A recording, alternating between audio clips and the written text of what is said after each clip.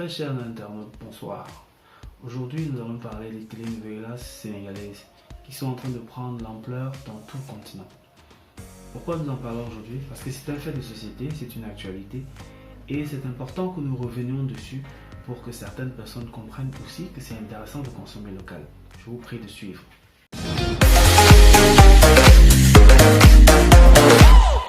On va dire que c'est l'apogée des séries sénégalaises novelas, notamment, pouvons citer le cas de Bétel, Wiri Wiri, Un café avec, et c'est également le cas pour Idole. C'est dire que si le cinéma sénégalais ne s'est pas vraiment approvisionné en novelas de qualité. Selon les propos du producteur El Hadj Oumar Diop, qui est également pote, il a fallu mettre sur le marché des séries qui pourraient intéresser les personnes qui aiment des novelas avec beaucoup de rebondissements. Ça a été le cas pour Pod et Marichou, pour également la série Nafi Adja et Maîtresse d'un homme marié, et plus récemment avec Golden. Ce sont des séries qui ont été également accompagnées par des séries d'ordre commercial comme Le Rêve d'Akis et L'Uniboulé.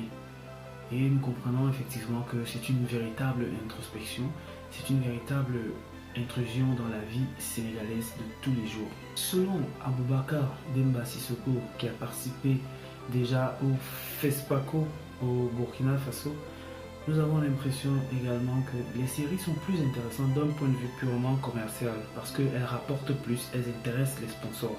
Alors que les autres documentaires nécessitent beaucoup de recherche et de financement pour prévoir, par exemple, faire les repérages et tout.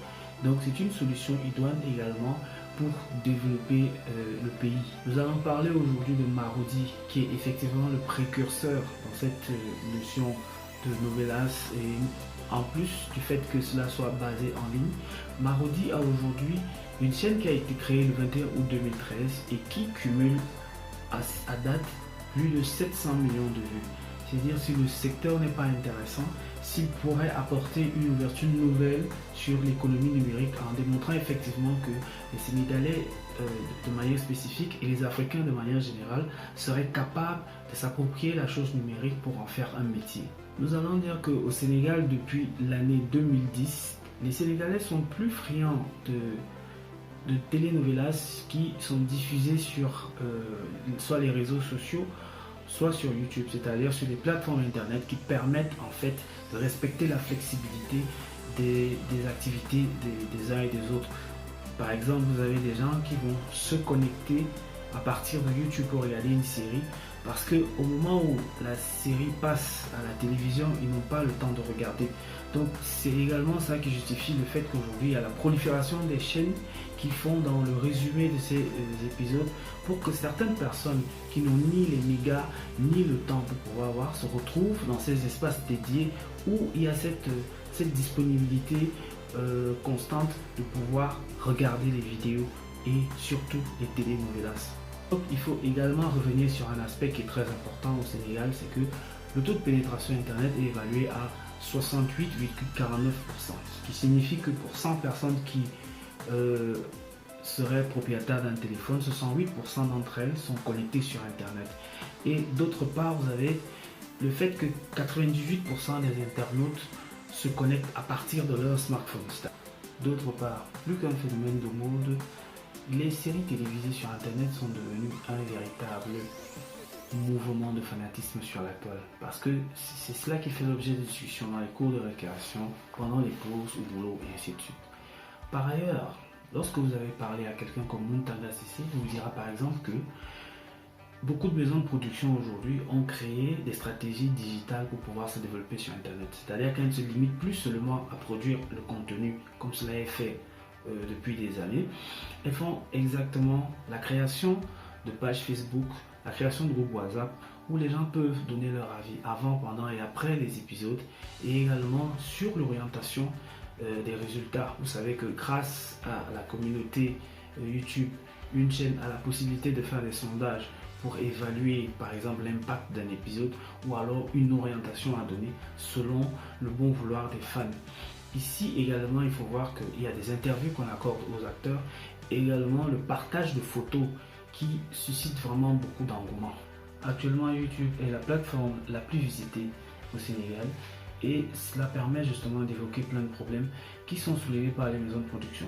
Mais nous allons retenir ici que par exemple la production de contenu sur YouTube ne nécessite pas nécessairement un niveau intellectuel assez haut.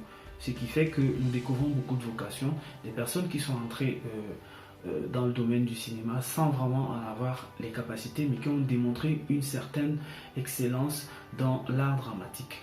Et nous allons par exemple ici reconnaître également que beaucoup de maisons de production qui souffraient de ne pas pouvoir écouler leurs produits ailleurs sont aujourd'hui amenées à se mettre sur des plateformes et grâce au système de monétisation, elles se font payer tous les mois. C'est exactement le cas de celui que nous avons cité tout à l'heure, Pod, qui fait à chaque épisode pratiquement 1 million de vues. Et en calculant normalement, avec 1 million de vues, ça devrait rapporter au minimum dans les 300 à 400 000 francs CFA par épisode. Ce qui n'est pas déjà mal et qui peut permettre de soutenir la production pour déjà la production des contenus ainsi que pour la rémunération des acteurs.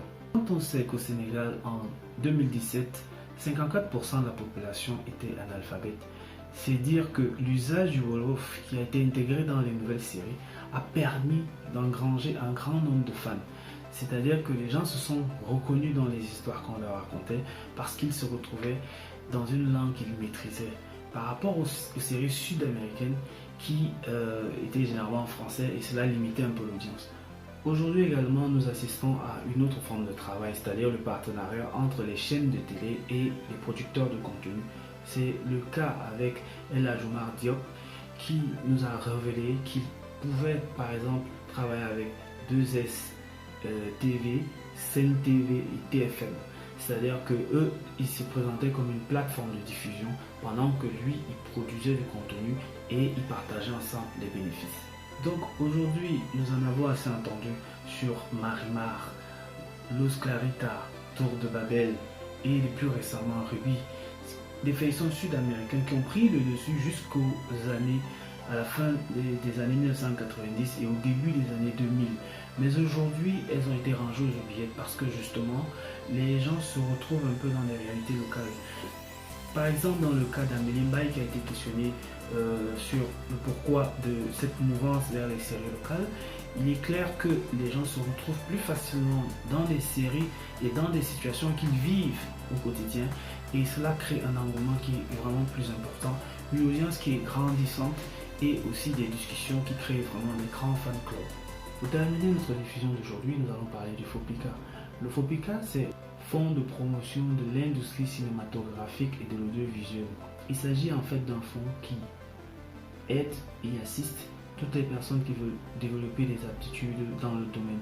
Et cela a été créé au Sénégal par l'État. Il a été créé en 2002 et aujourd'hui son fonds s'élève à plus de 2 milliards de francs. Nous sommes arrivés au terme de cette émission. Je vous serais gré véritablement de nous accorder un pouce et de vous abonner. Partager, diffuser, c'est l'actualité de toutes les novellas chaque week-end et cela se passera sur Novelas Media HD. Je vous fais un coucou et à très prochainement. Le fonds de promotion de l'industrie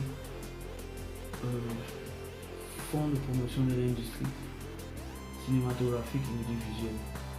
Fonds de promotion de la cinématographie.